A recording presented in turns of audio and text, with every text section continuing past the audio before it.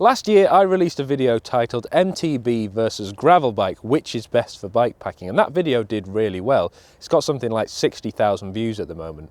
But in the comments section of that video there were so many people arguing about bikepacking versus bike touring, which one was best and why one was far superior than the other. So in this video I'm going to set the record straight. Bikepacking or bike touring, which is best? I'm going to run through, on paper, the differences between bikepacking and bike touring, but stick around to the end of this video where I'll give you my opinion on which is best. Let's start with bikepacking, a relatively new term for adventure cycling. It's become a really popular term and it sells. Nowadays, more and more people are buying bikepacking specific bikes and bikepacking specific gear. So it's certainly somewhat true, at least, that marketing has played a role in its recent popularity. So, on paper, what are the general rules for bikepacking?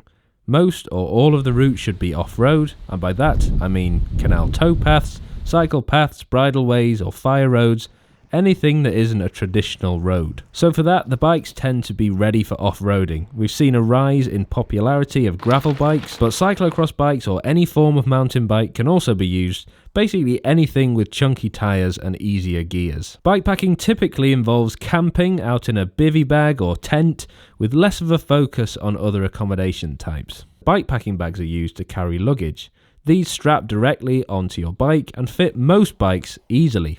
So there's no need for mounts or racks. This typically consists of a rear bag and bar bag, but can also include frame bags or top tube bags, among many others. The idea of this is it can be streamlined and made more compact, meaning faster speeds can be achieved, or the same speed with less effort. The notion of bikepacking or adventure cycling is places can be reached that might not ordinarily be reachable with a traditional touring bike, making a great deal of the appeal of bikepacking getting out into the wilderness, away from the hustle and bustle of towns and cities.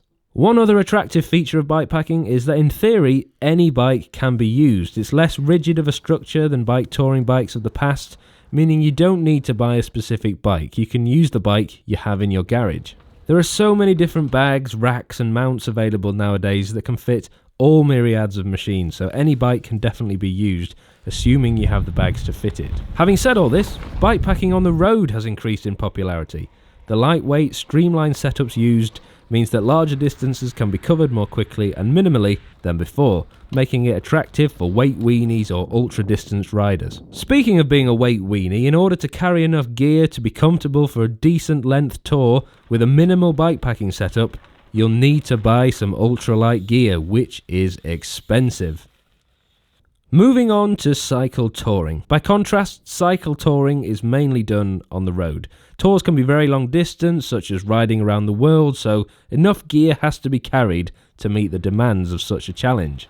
Touring tends to revolve around panniers, both front and rear in many cases, because of the volume of stuff they allow you to carry. And because of the extreme weight when these panniers are loaded, a specialist touring bike is normally needed, mostly made of steel, with longer wheelbases to avoid heels striking on the rear panniers. Touring bikes are fantastic at this job, but historically haven't been able to run fat tyres needed for anything other than roads. As well as the frames, gearing also needs to accommodate the larger weights, so a lot of touring bikes are fitted with smaller gears like this triple chain set. Because touring is mostly done on roads, you're more likely to ride through towns and cities, which is one of the reasons I feel there is less of a stigma attached to staying in hotels or other accommodation on a bike tour, something I think is very much a thing in the bikepacking community. Now it's worth mentioning that these are very general rules for both of these terms, so it's not necessarily set in stone. So what's my opinion? Which is best, bikepacking or bike touring? I'll give you my honest opinion. I couldn't give a f***. Nowadays, the terms bikepacking and bike touring kind of mean the same thing. They're thrown around interchangeably. And at the end of the day, you're both going on a bike adventure from A to B with some overnight stops along the way. It really doesn't matter to me what bike you use, what bags or panniers you decide to go for, whether you decide to ride on the road or entirely off-road, whether you decide to sleep in a tent or in a hotel. At the end of the day, I really don't care. And it's all about you and your adventure. When you find something that works for you, just do it. Don't care so much about what it's called. I know this video is going to generate a lot of friction, and I know there'll be a lot of comments disagreeing with me or giving their opinion of how they think bikepacking and bike touring are different, but at the end of the day, it really doesn't matter what you call it. Just get out on your bike and have a great adventure. Thank you so much for watching, and I'll see you in the next one.